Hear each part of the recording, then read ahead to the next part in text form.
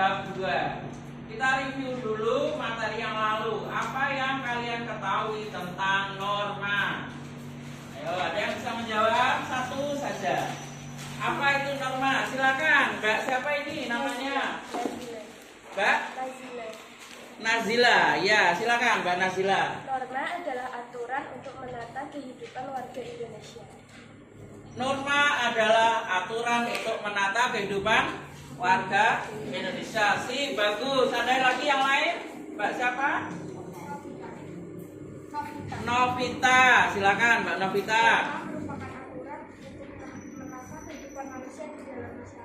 Norma merupakan peraturan untuk menata kehidupan manusia di dalam masyarakat. Benar sekali. Satu lagi supaya 3. Adakah?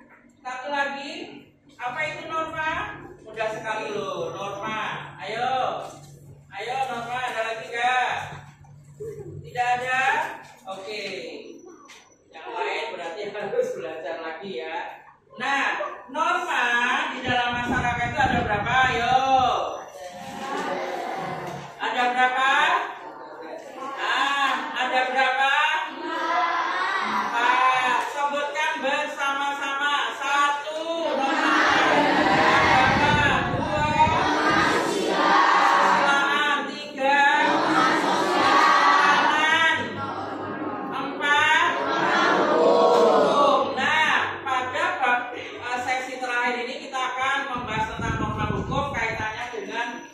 Undang-Undang Dasar Negara Republik Indonesia tahun 1945. Kita tahu bahwa Indonesia sebagai negara demokrasi, salah satu syaratnya adalah ada hukum yang berlaku di dalamnya. Jadi kalau negara demokrasi tidak ada hukum, maka tidak bisa disebut sebagai negara demokrasi. Dan hukum yang berlaku di dalamnya itu ada beberapa. Yang tertinggi di Indonesia adalah Undang-Undang Dasar Negara Republik Indonesia tahun 1945 yang kita sebut fungsinya adalah sebagai konstitusi. Itu ya. Nah, sekarang kamu kerja kelompok ya, membuat satu diskusi dengan teman sekelompok tentang kepatuhan. Nah, karena sebagai warga negara kita harus patuh kepada hukum yang berlaku di negara kita. Ya tidak? Ya. Kira-kira kalau tidak ada hukum bagaimana? Kalau kehidupan negara kita ini tidak ada hukum bagaimana kira-kira? Akan terjadi apa coba kira-kira? Kerusuhan, betul. Apa?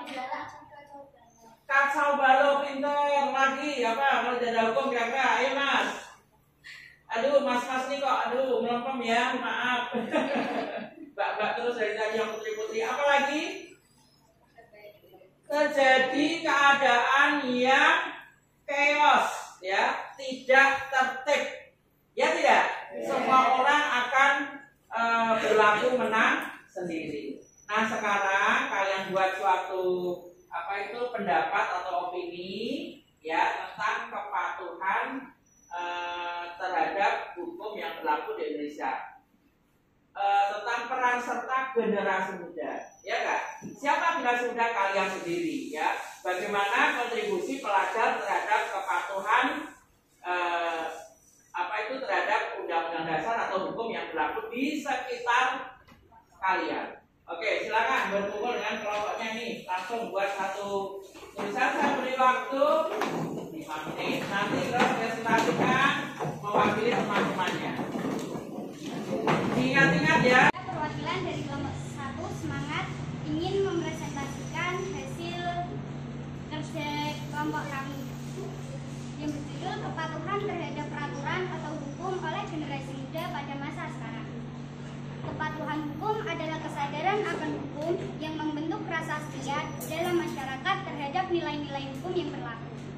Kepatuhan hukum akan menjamin ketertiban dalam kehidupan bermasyarakat.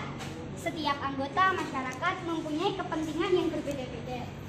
Dalam kehidupan bermasyarakat, berbangsa, dan bernegara, kita tidak bisa mengabaikan semua hukum atau aturan yang berlaku.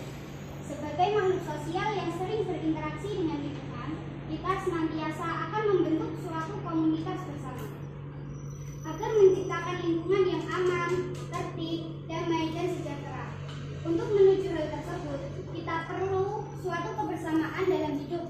dengan cara menaati peraturan atau hukum yang tertulis maupun tidak tertulis.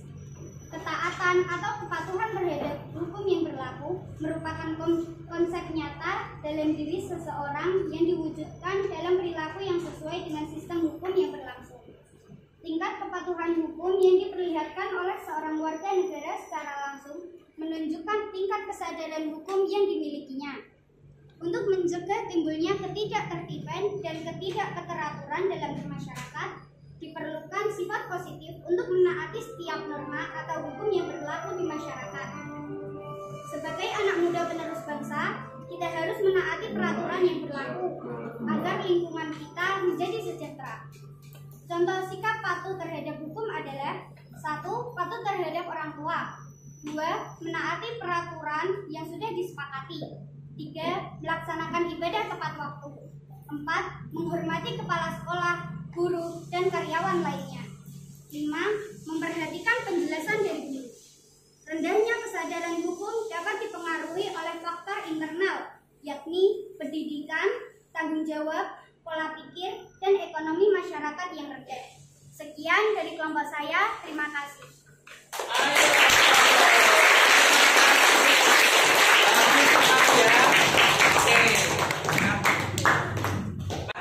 Anak-anak, tadi sudah kalian dengar presentasi dari kelompok 1. Kelompok apa tadi? Semangat, yang sudah bagus sekali memberikan kesimpulannya tentang bagaimana peran serta pelajar terhadap kepatuhan hukum di lingkungannya di masa sekarang. Nah, sekarang saya persilakan kalau ada yang mau bertanya boleh, dan nanti yang menjawab tidak harus kelompok 1.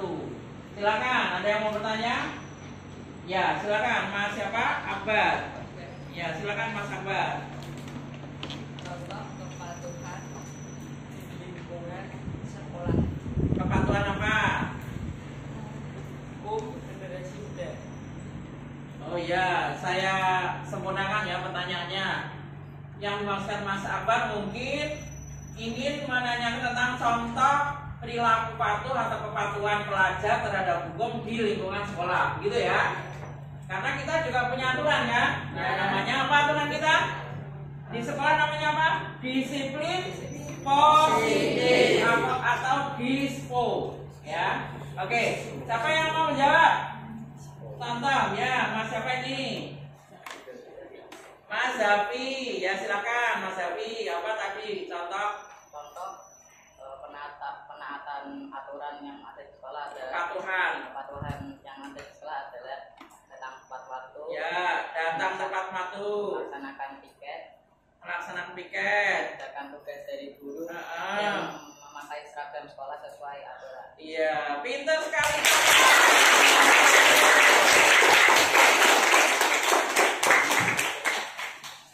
Baik, anak-anak, supaya kamu tidak ngantuk. Ada yang ngantuk gak nih? Keterlaluan. Oke, kita nyanyi lagu apa? Kalau kau suka hati, supaya muncul endorfin. Apa itu endorfin? Pernah ngerti? Hormon bahagia. Kan menyanyi itu salah satu cara untuk memunculkan hormon bahagia. Senang bahagia toh? Pengen bahagia toh? Nyanyikan dengan penuh semangat. Ayo, 1, 2, 3. Kalau kau suka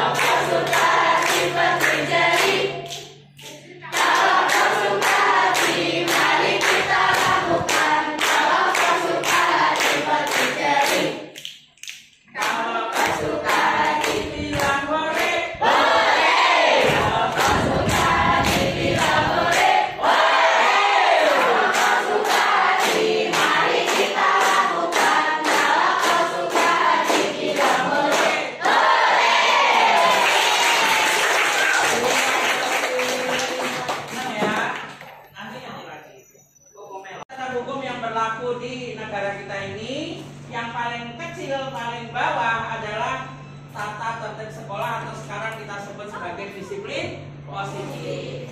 Nah, gunanya kalian mematuhi disiplin positif adalah untuk menciptakan keamanan dan ketertiban di lingkungan sekolah. Kalau lingkungannya aman, nyaman, tertib, kita kan juga enak, kamu juga enak menjalani hari-harimu di sekolah, ya kan? Oke. Baik, sekarang Biani akan menanyakan kepada semuanya bagaimana perasaan kamu selama belajar PPKN hari ini? Sangat senang. Sungguh senang. Oke, senang dan apa kira-kira? Dan bahagia. Semangat gak? Luar biasa untuk kalian. Baik, anak-anak, untuk materi minggu depan, sebelum kita ketemu lagi di pertemuan minggu depan di rumah, tolong kalian baca dulu materi bab 3. Judulnya apa itu? Ayo, bab 3, kesatuan dan karakteristik budaya. Gitu ya. Kita tutup pelajaran hari ini dengan berdoa. Ya, sebelum mengakhiri pelajaran, silakan yang mau memimpin doa siapa? Doa penutup. Wakil ya, silakan Mbak. Memimpin doa menutup pelajaran hari ini. Silakan. Yuk. Mari kita berdoa teman-teman karena pelajaran sudah berakhir. Doa dimulai. Berdoa selesai. Assalamualaikum.